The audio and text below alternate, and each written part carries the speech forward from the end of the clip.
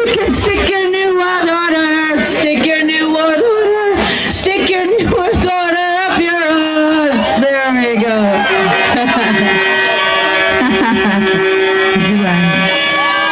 Zhuang, where is she? Where is she? Where is she? Zhuang, where are you, sister? There she is. Come here, darling. All right, you know, this creep of communism, who's been the most active with us on the streets? It's the Polish, it's the Romanians, it's the Russians, it's the Cubans, and it's also the Chinese that have freed themselves from the CCP. I have with me an incredibly brave young writer and poet, and she has and a Canadian patriot, and she's there with us in these freezing cold rallies, and she's sharing with us her heart. Take it away, dear. Hello, everybody. Okay. My title of speech is Canadians, Wake Up! For some time, there was a question haunting in my heart. Why is the nation Canadians, the most gentle nation, firstly rebels the COVID-19 tyranny when this dictatorship is spreading all over the world? Soon I found the answer, because our Canadians love freedom best.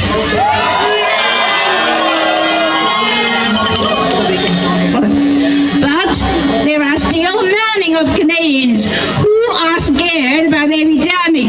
Then they become enslaved by the government, craving for unlimited power. Whatever the name is, WEF, communism or Nazism. However, our truckers don't do, and they really know what is happening. Our freedom has been stolen. Enough is enough.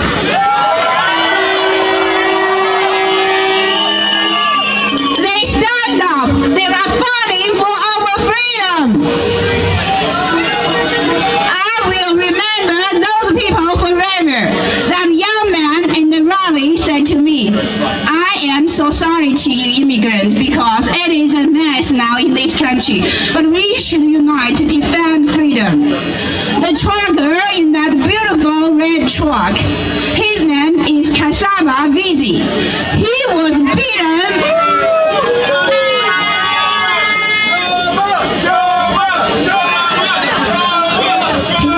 He was beaten by a policeman, and a woman protester cried. He said, "Don't cry, my sister. Everything will be fine." The policeman asked him, "Is she your sister?"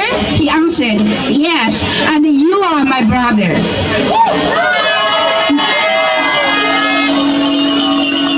I will never forget when Navi, this First Nation warrior, was arrested twice as a terrorist during 2 weeks, only because he joined this peaceful protest.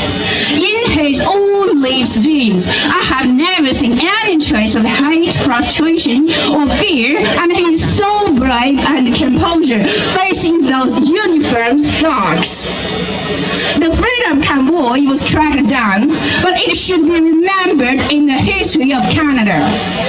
Obviously, the working class Canadians are people who really shape the definition of Canadians, because they are wise enough to cherish freedom. With courage from them, our southern cousins, truckers, are circling the capital to demonstrate. Furthermore, don't forget those rallies in Europe. People are waking up.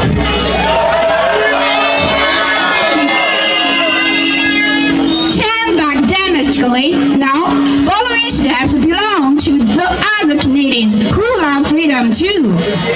It is not a problem resulting from non-vaccinated people.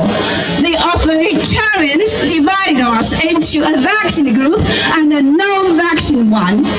They plant the seeds of discrimination and hate intentionally among Canadians.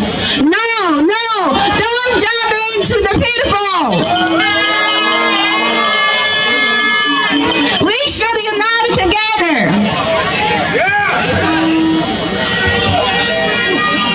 The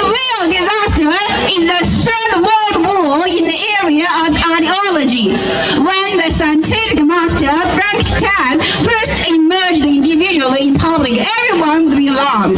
But if the scientific extremists filter information to abandon netizens, now there are overwhelming news to tell us Ukraine is the only mob justice side, so we should freeze the overseas Russian bank accounts.